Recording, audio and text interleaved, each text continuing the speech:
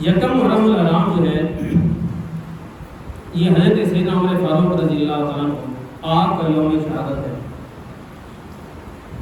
سیدنا عمر فاروق رضی اللہ تعالیٰ عنہ آپ کا طریقہ کار تھا کہ آپ مدینے کے اندر باہر سے کسی نوجوان کو داخل نہیں ہونے دیتے تھے۔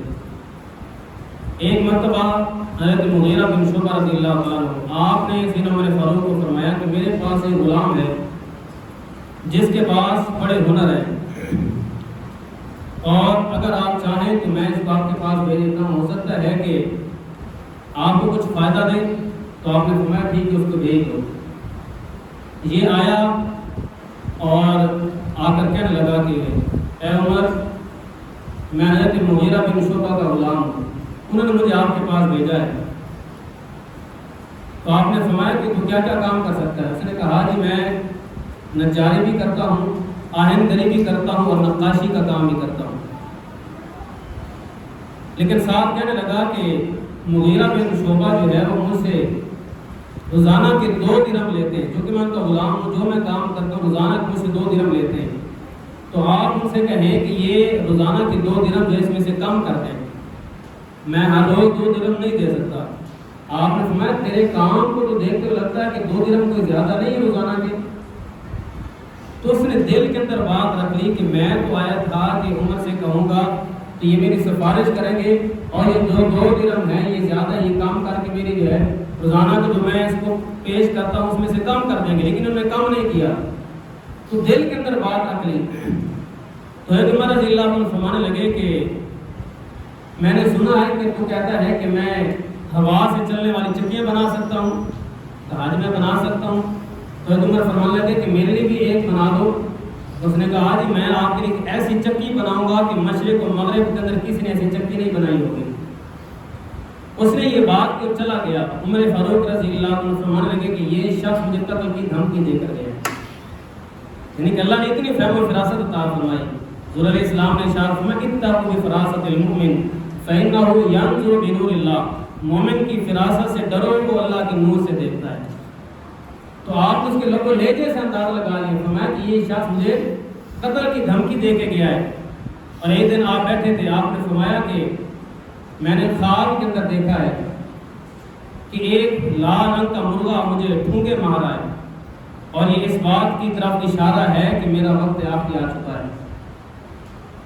اس کے کچھ دن بعد 26 ذی الحج کو عمر فاروق رضی اللہ تعالیٰ عنہ بدھ کے دن فجر کی نماز پڑھانے کے لیے اپنے گھر سے مسجد نبوی کے اندر تشریف لائے، اور آپ کا طریقہ کار تھا کہ آپ نماز پڑھانے سے پہلے صفوں کو درست فرمایا کرتے تھے، اور آپ نے چند آدمی مقرر کیے ہوتے جو صفوں کو درست کرتے۔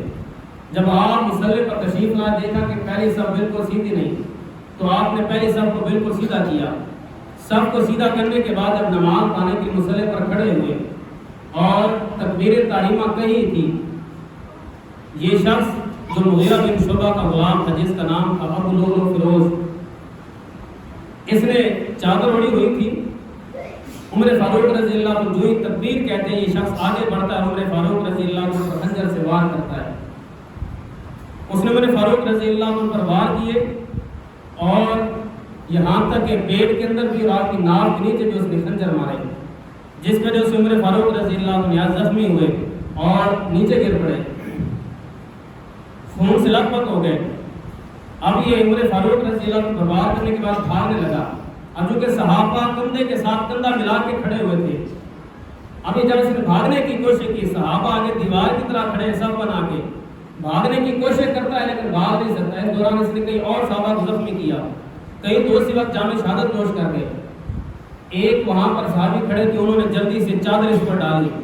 جب چادر اس پر آئی تو یہ الجھ گیا۔ جب اس نے دیکھا کہ میرے بچنے کی کوئی صورت نہیں تو اس نے اپنے آپ کو بھی خنجر کار مارا اور وہیں پہ واصل جہنم ہو گیا۔ عمر فاروق رضی اللہ عنہ کی زخموں کے اندر ہے۔ آپ نے پیچھے سے حضرت عبد الرحمن بن عوف کو بلایا، فرمایا جلدی کرو، مصلی پر کھڑے ہو کر پہلے رب کی نماز کو پورا کرو۔ اللہ اکبر۔ یعنی کہ حالت یہ ہے کہ زخموں کے سے چور ہیں اور خون سے لت پت ہو چکے ہیں، لیکن فرماتے عبد الرحمن بن عوف مجھے چھوڑو، یہ نہ فکر کرو کہ میرے ساتھ کیا ہوگا، نہیں مجھے چھوڑو، پہلے رب کی نماز کو پورا کرو۔ آپ اسی وقت عبد الرحمن بن عوف آگے بڑھتے ہیں اور جلدی سے 2 چھوٹی صورتیں سورۃ العصر اور سورۃ الکوثر یہ نماز کے اندر پڑھا کے نماز مکمل کرتے ہیں۔ عمر فاروق رضی اللہ عنہ کو کشانہ خلافت پر لایا جاتا ہے، آپ کا علاج شروع ہوتا ہے، بڑے بڑے حکیموں کو بلایا گیا، حکیم آتے ہیں اور آپ کا علاج کرتے ہیں، لیکن زخم اتنے کارے لگے تھے کہ جو ہی آپ کو دوائی پلائی جاتی وہ جو زخم لگے ہوئے تھے اس کے ذریعے سے باہر نکل جاتی، نبیز پلائی گئی وہ باہر نکل گئی، حتیٰ کہ حکیموں نے بڑی کوشش کی اور آپ جان پر نہ ہو سکے، اور اس دوران ہر ایک پریشان ہے کہ کیا ہو گیا۔ سیدنا عبداللہ بن عباس رضی اللہ عنہ آپ باہر کھڑے ہوئے، لوگوں سے فرمایا بتاؤ کس نے حضرت عمر فاروق رضی اللہ عنہ کے ساتھ یہ کام کیا ہے؟ ہر ایک کہتا جی ہم نے نہیں کیا۔ ایک شخص بولا کہ یہ ابو لولو فیروز نے کیا ہے۔ جب عمر فاروق رضی اللہ عنہ کو بتایا گیا کہ ابو لولو فیروز نے آپ پر حملہ کیا تو آپ نے فرمایا کہ اللہ کا شکر ہے مجھ پر وار کرنے والا کوئی مسلمان نہیں۔ یہ مجوسی تھا، ایران کا رہنے والا تھا، کہ اللہ کا شکر ہے کہ مجھ پر وار کسی مسلمان نے نہیں کیا، اس لیے کہ ہو سکتا تھا قیامت کے دن رب کی بارگاہ میں اپنے کیے ہوئے کسی سجدے کو اپنے رب کی بارگاہ میں حجت پیش کر کے وہ اپنی بخشش کروا لیتا۔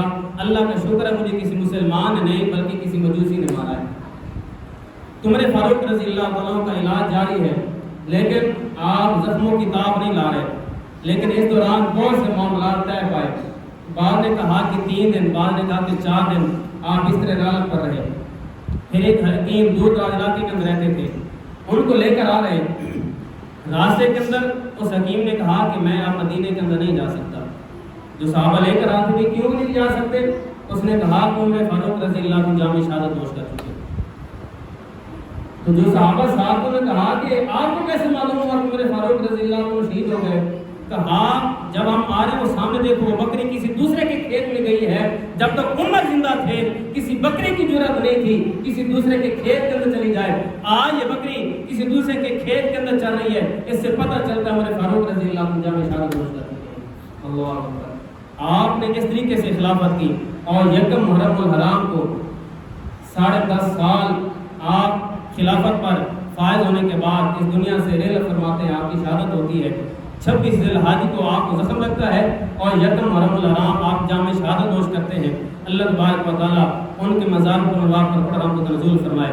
جب آپ کی شہادت ہوئی اس سے پہلے آپ وصیت فرماتے ہیں، اپنے بیٹے عبداللہ بن عمر کو فرماتے ہیں کہ پہلے جانا سید عائشہ صدیقہ رضی اللہ عنہ کے پاس اور ان سے کہنا کہ اماں جی مجھے حضور علیہ السلام کے ساتھ سینہ صدیقہ پر کے ساتھ دفن ہونے کی اجازت عطا فرمائیں، تاکہ مجھے ان کے ساتھ رہنے کی جیسے دنیا کے اندر اللہ نے سعادت عطا فرمائی مجھے قبر کے اندر ان کا ساتھ نصیب ہو جائے۔ سید عائشہ صدیقہ رضی اللہ عنہ سے عرض کیا گیا، آپ نے فرمایا وہ جگہ میں نے اپنی رکھی ہوئی تھی، لیکن جب عمر کہتے ہیں تو میں اپنے آپ پر عمر کو ترجیح دیتی ہوں، یہ جگہ میں ان کے لیے وقف کرتی ہوں۔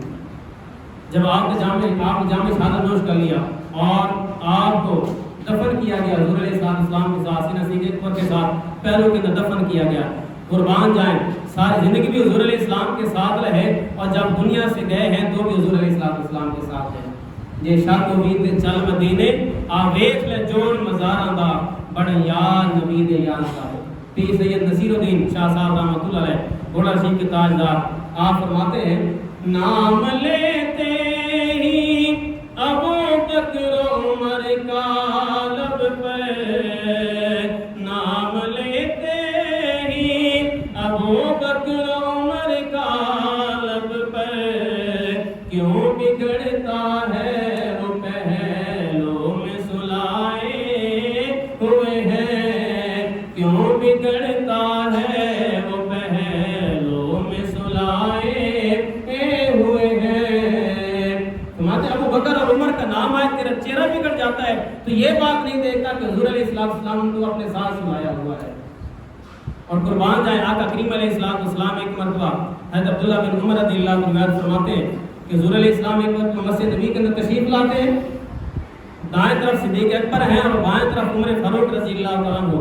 حضور علیہ السلام نے ارشاد فرمایا جس طرح آج ہم مسجد کے اندر اس انداز سے داخل ہو رہے ہیں، جب قیامت کا دن ہوگا ہم اس وقت اسی طرح اٹھیں گے اور اسی طرح اللہ تبارک و تعالیٰ میں جنت کے اندر داخل فرمائے گا، اس وقت بھی یہی انداز ہوگا۔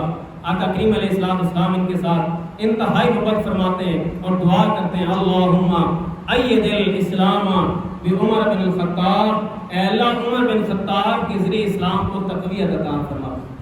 اور پھر جب سے عمر اسلام لائے صحابہ فرماتے ہیں عمر کا اسلام لانا اسلام کے لیے سب سے بڑی فتح تھی، سب سے بڑی فتح تھی۔ اور جس دن سے عمر اسلام لائے اسلام ترقی ہی کرتا گیا، اسلام نے ترقی کی، کئی علاقے مسلمانوں کے زیر تسلط آئے، اور پھر جب سے عمر فاروق رضی اللہ عنہ کی شہادت ہوئی اس وقت سے اسلام کی ترقی نہیں بلکہ تنزلی شروع ہو گئی۔ اور آج بھی مستشرقین اس بات کے اعتراف کرتے ہیں اگر دنیا کے اندر ایک اور امت ہوتا، دنیا کے اندر کوئی اور مذہب نہیں، صرف مذہب اسلام ہوتا، اگر ایک اور عمر آ جاتا تو دنیا کے اندر کوئی اور مذہب باقی نہ رہتا بلکہ صرف مذہب اسلام باقی ہوتا۔ تو عمر فاروق رضی اللہ تعالیٰ نے اپنے دور خلافت کے اندر عدل کی وہ مثالیں قائم کی کہ آج تک دنیا ایسی مثال پیش کرنے سے عاجز ہے کہ کسی بکری کو بھی جرأت نہیں کسی غیر کے کھیت کے اندر چلنے کے لیے چلی جائے۔ آج ہم یہی کہتے ہیں کہ اگر حکمران ٹھیک ہو تو رعایا بھی ٹھیک ہو جایا کرتی ہے۔ آج ہم سے اکثر لوگ کہتے ہیں کہ رعایا ٹھیک ہو تو حکمران ٹھیک ہو جائیں، ہم خود ٹھیک نہیں سکتے حکمران ٹھیک نہیں۔ جب ہم کہتے ہیں کہ اگر باپ ٹھیک ہو تو اولاد بھی ٹھیک ہوتی ہے، استاد اچھا ہو تو شاگرد بھی اچھے ہوتے ہیں، مرشد اچھا ہو تو مرید بھی اچھے ہوتے ہیں، اسی طرح اگر حکمران اچھا ہو تو رعایا بھی اچھی ہو جایا کرتی ہے۔ ٹینکی کے اندر پانی صاف ہو تو ٹوٹیوں کے اندر بھی پانی صاف آتا ہے۔ حکمران جب اچھا آ جائے تو اللہ تبارک و تعالیٰ اس کی برکت سے رعایا کو بھی اچھا بنا دیا کرتا ہے۔ حضرت سعد بن ابی وقاص رضی اللہ تعالیٰ عنہ آپ ایک مرتبہ فتح کے بعد بہت زیادہ مال غنیمت لے کر عمر فاروق رضی اللہ عنہ کے پاس حاضر ہوئے، بہت سا مال غنیمت عمر فاروق رضی اللہ عنہ کے سامنے پڑا ہے، اور حضرت سعد بن ابی وقاص رضی اللہ عنہ آپ فرماتے ہیں کہ اے عمر، جب ہم نے فتح حاصل کر لی اور مال غنیمت اکٹھا کرنا شروع کیا، کہا ہمارے بہت سے مجاہدین ایسے تھے کہ جب یہ مال غنیمت اکٹھا کر رہے تھے ان کو سوائے خدا کی اور کوئی دیکھ نہیں رہا تھا، لیکن اس کے باوجود کسی ایک مجاہد نے بھی، کسی ایک فوجی نے بھی ایک سوئی کی بھی خیانت نہیں کی، ایک سوئی کے برابر اتنی خیانت نہیں کی۔ جو کچھ انہوں نے مال غنیمت حاصل کیا سارا کچھ لا کے آپ کے پاس پیش کر دیا ہے۔ یہ بات سنی تو عمر فاروق رضی اللہ عنہ رونے لگے، آنکھوں سے آنسو جاری ہو گئے۔ مولا علی رضی اللہ عنہ فرمانے لگے اے عمر آپ روتے کیوں ہیں؟ آپ اس بات پر خوش ہونا چاہیے، اس لیے کہ جب آپ پر دیانت نہیں ہے تو آپ کی رعایا کیسے بددیانت ہو سکتی ہے؟ آپ جب عدل کرتے ہیں تو آپ کی رعایا بھی اس پر عمل کرتی ہے، اور وہ بھی کسی چیز کے اندر بددیانتی نہیں کرتی بلکہ وہ ایمانداری کا ثبوت دیتی ہے۔ اور یہ صرف آپ کی عدالت کی وجہ سے ہے، آپ کے عدل و انصاف کی وجہ سے ہے کہ کسی ایک بکری کو بھی جرأت نہیں ہوتی کہ کسی غیر کے کھیت کے اندر چلی جائے۔ عمر فاروق رضی اللہ تعالیٰ عنہ آپ ایک مرتبہ گھوڑا دوڑاتے ہوئے جا رہے ہیں، مولا علی رضی اللہ عنہ فرماتے ہیں کہ عمر کیا وجہ ہے، کیوں گھوڑا دوڑاتے ہوئے جا رہے ہو؟ کہا بیت المال کا ایک اونٹ گم ہو گیا، میں اس کو ڈھونڈ رہا ہوں، بیت المال کا ایک اونٹ گم ہو گیا ہے، میں اس کو ڈھونڈ رہا ہوں۔ تو مولا علی فرماتے ہیں اے عمر تم نے اپنے بعد آنے والے خلفاء کے لیے بڑی مشقت پیدا کر دی ہے کہ تمہاری طرح پھر حکومت کون کرے گا جتنی مشقت کرے کہ مال جو بیت المال کا اونٹ ہے وہ بھاگ گیا، تم اس کو ڈھونڈ رہے ہو۔ آپ نے فرمایا اے علی میں تو یہ کہتا ہوں کہ اگر کوئی ایک کتا بھی دریائے فرات کے کنارے پیاسا مر جاتا ہے قیامت کے دن عمر سے اس کا بھی حساب لیا جائے گا، میں تو اس بات کا قائل ہوں۔ تو آپ نے عدالت کی وہ مثالیں قائم کی ہیں کہ آج دنیا اس کی جیسی مثال پیش کرنے سے عاجز ہے۔ ایک مرتبہ مصر سے ایک شخص حضرت عمر فاروق رضی اللہ عنہ کے پاس حاضر ہوا اور آ کر کہتا ہے حضور مجھے اپنی پناہ عطا کریں۔ آپ نے فرمایا کہ میں تجھے پناہ دیتا ہوں، لیکن وجہ کیا ہے، کس سے پناہ چاہتے ہو؟ کہا کہ میں مصر کا رہنے والا ہوں، اور مصر کے گورنر نے حضرت عمر بن عاص رضی اللہ تعالیٰ عنہ ان کے بیٹے نے میرے ساتھ دوڑ کی بازی لگائی۔ کہا جب آپ نے دوڑ کی بازی لگائی میں آگے نکل گیا، وہ پیچھے رہ گیا۔ جب اس نے دیکھا کہ میں ہار گیا ہوں تو اس نے مجھے تھپڑ رسید کیا اور مجھے کوڑوں سے مارا، تو میں ان کے ظلم سے بچنے کے لیے آپ کی پناہ چاہتا ہوں۔ آپ نے اس وقت حضرت عمر بن عاص کو خط لکھا کہ خود بھی اور اپنے بیٹوں کو بھی لے کر مدینے کے اندر حاضر ہو۔ حضرت عمر بن عاص مصر سے چلے، اپنے بیٹوں کو ساتھ لیا، عمر فاروق رضی اللہ عنہ کے پاس حاضر ہوئے۔ حضرت عمر فاروق رضی اللہ عنہ فرمایا کہ وہ مصری شخص کہاں ہے؟ اس مصری کو بلایا گیا۔ عمر فاروق رضی اللہ عنہ فرماتے ہیں کہ جس طرح عمر بن عاص کے بیٹے نے تجھے کوڑے مارے تھے آج عمر کے سامنے کھڑا ہو اس کے بیٹے کو اس طرح کوڑے مار۔ وہ مصری شخص اٹھا ہاتھ کے اندر کوڑا لیتا ہے، عمر بن عاص جو گورنر ہیں ان کے بیٹے عمر کے سامنے وہ شخص کوڑے مارتا ہے۔ جب اس نے کوڑے مار لیا اپنا بدلہ لے لیا تو عمر فاروق فرماتے ہیں کہ اب تم عمر بن عاص کی چنگیا پر بھی کوڑے مارو. تو وہ شخص کہنے کا حضور میرا جو بدلہ تھا وہ میں نے لے لیا ہے, اس کے بیٹے نے مجھے مارا تھا, انہوں نے مجھے نہیں مارا. کہا اسی کی شے پر اس نے تجھے مارا ہے, اور یہ کہتا ہے کہ میں بڑے بندے کا بیٹا ہوں, میں گورنر مصر کا بیٹا ہوں. یہ اس بات پر فخر کرتا ہے. اس کو معلوم ہونا چاہیے کہ یہ حکومت کسی اور کی نہیں, عمر فاروق کی ہے. یہاں پر ایسی بات نہیں چلے گی, اگر کوئی کوڑے مارتا ہے چاہے غلام ہی کیوں نہیں, اس سے بھی بدلہ لیا جائے گا, اس سے بھی قصاص لیا جائے گا. کہا عمر بن عاص کو بھی کوڑے مارو, اس لیے کہ اسی کی شے پر اس نے مارا ہے. تو حضرت عمر بن عاص مخاطب عمر فاروق رضی اللہ تعالیٰ عنہ, اور آپ فرمانے لگے اے عمر بن عاص, ان بچوں کی ماں نے ان کو تو آزاد پیدا کیا ہے, تم نے کب سے ان کو اپنا غلام بنا لیا ہے. عمر بن عاص کہنے لگے اے عمر مجھے اس بات کی خبر نہیں, اور نہ اس بندے نے میرے پاس اس کی شکایت پیش کی. اگر میرے پاس شکایت پیش کرتے میں اسی وقت ہی اس کا قصاص کو لے کر دیتا. تو یہ عمر فاروق رضی اللہ عنہ کا عدل ہے. اور اس بات سے اندازہ لگائیں کہ حضرت عمر فاروق رضی اللہ تعالیٰ عنہ نے فیروز دہلوی رضی اللہ تعالیٰ عنہ کو خط لکھا اور کہا کہ مجھے معلوم ہوا ہے کہ تجھے شہد کے ساتھ نلی کا گودا ملا کر کھانے کی عادت ہو گئی ہے. نلی کی جو ہڈی ہوتی ہے اس کے اندر جو گودا ہوتا ہے, کہا مجھے معلوم ہوا ہے کہ تو شہد کے ساتھ وہ ملا کے کھاتا ہے, جس وجہ سے اب تو آرام کے اندر گھر کے اندر بیٹھتا ہے, جہاد نہیں کرتا. میرے پاس آ, اللہ کی راہ کے اندر جہاد کر. اس نے خط پڑھا, عمر فاروق رضی اللہ عنہ کے پاس حاضر ہوئے. جو ہی گھر کے اندر داخل ہونے لگے تو ایک قریشی نوجوان جو اس وقت دروازے سے اندر داخل ہونے لگے. جب دروازے کے اندر داخل ہونے لگے تو فیروز دہلوی اور اس قریشی نوجوان کے آپس کے اندر ٹکر ہو گئی. جب ٹکر ہوئی تو فیروز دہلوی رضی اللہ تعالیٰ عنہ انہوں نے اس قریشی نوجوان کے ناک پہ مکہ مارا, خون بہنے لگا. یہ نوجوان عمر فاروق کے پاس حاضر ہوا اور کہا مجھے قصاص لے کر دیں. کہا ہوا کیا ہے؟ کہا فیروز دہلوی نے میرے ناک پہ مکہ مارا ہے, خون جاری ہو گیا ہے. تو فیروز دہلوی سے پوچھا تم نے ایسا کیا؟ کہا جی میں نے ایسا کیا. کیا کیوں کیا ایسا؟ کہا آپ نے مجھے خط لے کے مجھے بلایا ہے, اس کو بغیر خط کے بلایا ہے. میں آپ کی اجازت سے اندر داخل ہونے والا تھا, یہ بلا اجازت اندر داخل ہو رہا تھا اور یہ مجھ سے پہلے داخل ہونے لگا تھا. اس وجہ سے ہماری ٹکر ہوئی اور میں نے اس کی ناک میں مکہ مارا. کہا پھر قصاص دو. فیروز دہلوی کہ لگے کیا قصاص ضروری ہے؟ آپ میں ہاں قصاص ضروری ہے. اسی وقت فیروز دہلوی گھٹنوں کے بعد نیچے بیٹھ گئے اور یہ قریشی نوجوان اپنا قصاص و بدلہ لینے کے لیے مکہ مارنے لگے. اس سے پہلے عمر فاروق فرماتے ہیں اے قریشی نوجوان, اپنا بدلہ لینے سے پہلے میری ایک بات سن لے, اس کے بعد جو تیرا دل چاہے وہ کر لینا. کہا بتائیں. عمر فاروق رضی اللہ عنہ نے فرمایا کہ حضور علیہ السلام کے پاس زمانے کے اندر اسود انسی نے نبوت کا دعویٰ کیا تھا, اور ایک دن میں صبح کو حضور علیہ السلام کے پاس موجود تھا. حضور علیہ السلام نے ارشاد فرمایا اسود انسی واسر جہنم ہو گیا ہے, اس کو ایک نیک بندے نے واسر جہنم کیا ہے, اللہ اس کے چہرے کو تر و تازہ رکھے. کہا وہ شخص کوئی اور نہیں فیروز دہلوی ہے. اس نے حضور علیہ السلام کی نبوت کے منکر کو مارا ہے, اسد انسی کو مارا ہے. اب تو چاہتا ہے کیا اس بندے سے بدلہ لے؟ تو نوجوان کہنے لگا جس نے حضور علیہ السلام کی ختم نبوت کے منکر کو مارا ہے, حضور کے گستاخ کو مارا ہے, میں اسے اپنا بدلہ نہیں لیتا. جب اس قریشی نوجوان نے یہ بات کی, کہا میں اللہ کی رضا کے لیے اس کو معاف کرتا ہوں, تو وہ فیروز دہلوی رضی اللہ تعالیٰ عنہ آپ فرمانے کے اے عمر پھر میں آپ کو گواہ بنا کے کہتا ہوں کہ میری جو تلوار ہے, میرا جو گھوڑا ہے, اور میرے پاس جو 30,000 درہم اور دینار پڑے ہیں, وہ میں اس نوجوان کو اس لیے دیتا ہوں کہ اس نے مجھے اللہ کی رضا کے لیے معاف کر دیا. تو میرے فاروق فرمایا کہ اے نوجوان دیکھ, اللہ نے تجھے معاف کرنے پر اجر بھی عطا کر دیا ہے, اس کی برکت سے اللہ نے تجھے مال بھی عطا کر دیا ہے. تو عمر فاروق رضی اللہ تعالیٰ عنہ آپ اس طریقے سے عدل کرتے ہیں, اس طریقے سے انصاف کرتے ہیں کہ آج تک دنیا ایسی مثالیں پیش کرنے سے عاجز ہے. یہ اس لیے ہے آقا کریم علیہ السلام نے صاف فرمایا لو کان نبی بعدی لکان عمر بن الخطاب, فرمایا اگر میرے بعد کوئی نبی ہوتا تو وہ عمر بن خطاب رضی اللہ تعالیٰ عنہ ہوتے. حضور علیہ السلام نے صاف فرمایا کہ اللہ تبارک و تعالیٰ نے عمر فاروق رضی اللہ عنہ کے دل پر اور زبان پر حق کو جاری فرما دیا ہے. یہ بولتے ہیں تو حق بولتے ہیں, یہ سوچتے ہیں تو حق سوچتے ہیں. اور پھر آقا کریم علیہ السلام نے صاف فرمایا کہ بے شک تم سے پہلے بنی اسرائیل کے اندر ایسے لوگ بھی ہوئے جنہوں نے اللہ تعالیٰ سے ہم کلامی کا شرف حاصل کیا, لیکن وہ نبی نہیں تھے.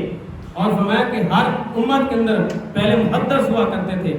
محدث اس کہتے ہیں کہ جس کے دل پر اللہ الہام کرتا ہے, وہ نبی تو نہیں ہوتے لیکن اللہ ان کے دلوں پر باتوں کو القاء کرتا ہے، الہام فرماتا ہے۔ فرمایا پہلی امتوں کے اندر بھی محدث ہوتے تھے، میری امت کے اندر اگر کوئی محدث ہے تو وہ عمر فاروق رضی اللہ تعالیٰ عنہ ہے، کہ جن کے دل پر اللہ تبارک و تعالیٰ الہام فرماتا ہے۔ اور یہ وجہ ہے کہ قرآن پاک کے اندر 20 مقامات ایسے ہیں کہ جس طرح عمر فاروق رائے دیتے ہیں اللہ اسی طرح قرآن کی آیات نازل فرما دیتا ہے، جن کو موافقات عمر رضی اللہ تعالیٰ عنہ کہا جاتا ہے، کہ جس طرح آپ نے رائے دی اسی طرح اللہ نے قرآن کی آیات نازل فرما دی۔ حضور علیہ السلام کے ساتھ طواف کعبہ کریں، جب مقام ابراہیم کے پاس پہنچے تو عرض کرتے یا رسول اللہ صلی اللہ علیہ وسلم کیا ہم مقام ابراہیم کو جائے مصلی نہ بنا لیں؟ اللہ نے اسی وقت قرآن کی آیت نازل فرما دی وَاتَّخِذُوا مِن مَّقَامِ إِبْرَاهِيمَ مُصَلًّى، محبوب مقام ابراہیم کو جائے مصلی بنا لیجیے۔ جس طرح آپ رائے دیتے ہیں اللہ اسی طرح قرآن کی آیات نازل فرما دیتا ہے۔ پردے کی آیت آئی عمر فاروق رضی اللہ عنہ کی رائے کے مطابق، حضور علیہ السلام منافق کی جنازہ پڑھانے کے لیے جا رہے ہیں، عمر فاروق عرض کرتے ہیں یا رسول اللہ صلی اللہ علیہ وسلم یہ منافق ہے، آپ منافق کی جنازہ نہ پڑھائیں۔ اللہ قرآن کی آیات نازل فرماتا ہے وَلَا تُصَلِّ عَلَىٰ أَحَدٍ مِّنْهُمْ مَاتَ أَبَدًا وَلَا تَقُمْ عَلَىٰ قَبْرِهِ، محبوب یہ جو منافق ہیں نہ تو آپ ان کی جنازہ پڑھیں نہ ان کی قبر کے پاس کھڑے ہوں۔ جس طرح عمر رضی اللہ کو رائے دیتے ہیں اللہ اسی طرح قرآن کا آیات نازل فرما دیتا ہے۔ بدر کی قیدیوں کے متعلق جو عمر کی رائے تھی وہی اللہ تبارک و تعالیٰ کا حکم تھا۔ جس طرح آپ رائے دیتے ہیں اللہ اسی طرح قرآن کا آیات نازل فرما دیتا ہے۔ اللہ تبارک و تعالیٰ نے اس قدر علم عطا فرمایا کہ حضور علیہ السلام ارشاد فرماتے ہیں کہ میں نے خواب دیکھا، خواب کے اندر مجھے دودھ کا پیالہ پیش کیا گیا، میں نے اس سے پیا اور پھر جب میں نے پیا تو اس دودھ کا اثر میرے ناخنوں میں سے ظاہر ہونے لگا، پھر جو دودھ رہ گیا میں نے وہ عمر فاروق رضی اللہ عنہ کو دیا، انہوں نے پیا۔ تو صحابہ نے عرض کیا رسول اللہ صلی اللہ علیہ وسلم اس کی تعبیر کیا ہے؟ حضور علیہ السلام نے ارشاد فرمایا العلم، اس سے علم مراد ہے کہ مجھے جو اللہ نے علم عطا کیا تھا اس سے اللہ تبارک و تعالیٰ نے عمر کو بھی علم عطا کیا ہے۔ اللہ تبارک و تعالیٰ نے ان کو علم عطا کیا ہے۔ اور آقا کریم علیہ السلام ارشاد فرماتے ہیں کہ ایک مرتبہ میں نے خواب کے اندر دیکھا کہ میرے سامنے لوگوں کو پیش کیا گیا، جب لوگوں کو پیش کیا گیا انہوں نے قمیصیں پہنی ہوئی تھیں، کسی کی قمیص سینے تک تھی، کسی کی اس سے بھی کم تھی، لیکن جب عمر فاروق کو میرے سامنے پیش کیا گیا ان کی قمیص پاؤں سے بھی نیچے زمین پر گھسٹ رہی تھی۔ لوگوں نے عرض کی حضور اس کی تعبیر کیا ہے؟ فرمایا اس سے مراد علم ہے، اللہ نے ان کو اتنا علم عطا کیا ہے کہ ہر چیز سے بڑھ کر اللہ نے ان کو علم عطا فرمایا ہے۔ حضرت عبداللہ بن مسعود رضی اللہ عنہ جو علم سے سرشار صحابی ہیں، آپ فرماتے ہیں اگر پورے عرب کے علم کو ترازو کے ایک پلے میں رکھا جائے اور عمر کے علم کو ترازو کے دوسرے پلے میں رکھا جائے، فرمایا عمر کا علم اللہ تبارک و تعالیٰ پھر بھی سب سے زیادہ رکھتا ہے۔ عمر کے پاس اللہ تبارک و تعالیٰ نے ان کو اتنا علم عطا فرمایا کہ پورے عرب سے زیادہ علم عمر فاروق کے پاس ہے۔ اللہ تبارک و تعالیٰ ان کے مزار پر وہاں پر قرآن رحمت نزول فرمائے، ہمیں بھی ان جیسا عادل حکمران و لیڈر عطا فرمائے، آمین۔ وآخر دعوانا